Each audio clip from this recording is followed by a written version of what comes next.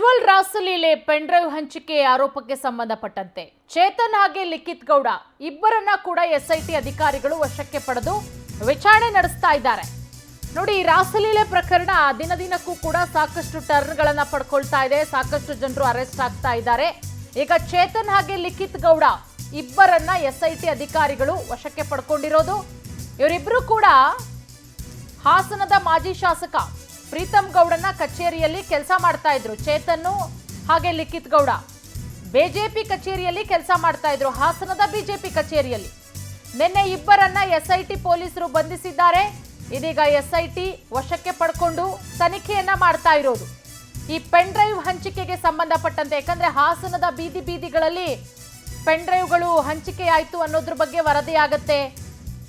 ಬೀದಿಗಳಲ್ಲಿ pen drive ಅನ್ನ ಹಂಚಲಾಯಿತು ಅಂತ ಹೇಳಿ ಆ ಹಂಚಿಕೆ ಮಾಡಿದಂತಹ ರೂವಾರಿಗಳು ಇವರೇನಾ? ಯಾಕಂದ್ರೆ ಇವರ ಹೆಸರುಗಳು ಕೂಡ ಬಲವಾಗಿ ಕೇಳಿಬರ್ತಾ ಇತ್ತು. ಹಾಗಾಗಿ ಚೇತನ್ ಹಾಗೆ ಲಿಖಿತ್ ಗೌಡ ಅನ್ನುವಂತಹ ಇಬ್ಬರನ್ನ ಈಗ ಎಸ್ಐಟಿ ವಶಕ್ಕೆ ಪಡೆದಿರೋದು. ನೋಡಿ, ಇಬ್ಬರ ನಿರೀಕ್ಷಣಾ ಜಾಮೀನು ವಜಾ ಬೆನ್ನಲ್ಲೇ ನಿರೀಕ್ಷಣಾ ಜಾಮೀನಿಗೆ ಅರ್ಜಿಯನ್ನ ಸಲ್ಲಿಸಿದ್ರು.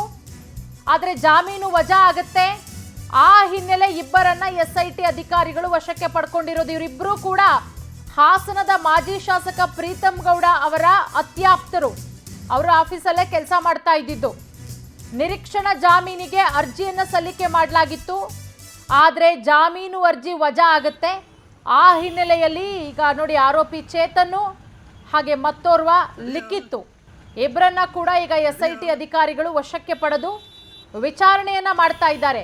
ಯಾಕಂದ್ರೆ ಇವರಿಬ್ಬರ ಮೇಲೂ ಕೂಡ ಈ ಪೆನ್ ಡ್ರೈವ್ ಹಂಚಿಕೆ ವಿಚಾರಕ್ಕೆ ಸಂಬಂಧಪಟ್ಟಂತೆ ಹಂಚಿಕೆಯ ರೂವಾರಿಗಳು ಅಂತಲೂ ಕೂಡ ಹೇಳಲಾಗ್ತಾ ಇತ್ತು. ಇವರ ಹೆಸರುಗಳು ಕೂಡ ಬಲವಾಗಿ ಕೇಳಿ ಬರ್ತಾ ಇತ್ತು. ಇಬ್ರು ನಿರೀಕ್ಷಣಾ ಜಾಮೀನನ್ನ ಕೂಡ ಕೋರಿದ್ರು.